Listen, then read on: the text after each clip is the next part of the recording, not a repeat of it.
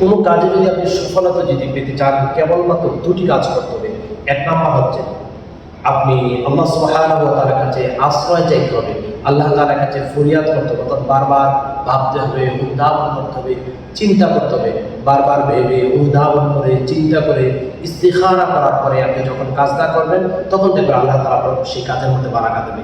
তারপর কাজটা সম্পূর্ণ করার জন্য কাজটা শুরু করে দিলেন, এটাতে লাভ হোক অথবা লস হোক, আপনি আল্লাহ তাআলার উপরে তাওয়াক্কুল করলেন, আল্লাহ তাআলার উপরে ভরসা রাখলেন।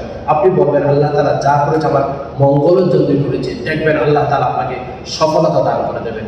অর্থাৎ কাজের শুরুতে আল্লাহ তাআলার উপরে ইয়াকিন রাখা, আল্লাহ তাআলার উপরে বিশ্বাস স্থাপন করা, পাশাপাশি ইস্তেখারা করা, আল্লাহ তাআলার কাছে সাহায্য চাওয়া। পরবর্তী টাইমে কাজটা যদি সম্পন্ন হয়ে যায়, লস হোক অথবা লাভ হোক, আল্লাহ তাআলার উপরে সন্তুষ্টি আদায় করা, দেখবেন আল্লাহ তাআলা হতে পারে এই কাজে যদি আপনাকে সফলতা না করে, অন্য কাজে আল্লাহ তাআলা আপনাকে অধিক হারে সফলতা